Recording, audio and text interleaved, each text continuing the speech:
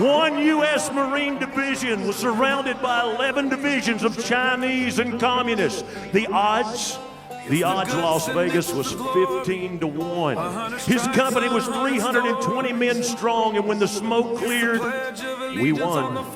But only 8 men were left to fight. 8 out of 320. And that man standing here this evening is one of those 8 men who survived.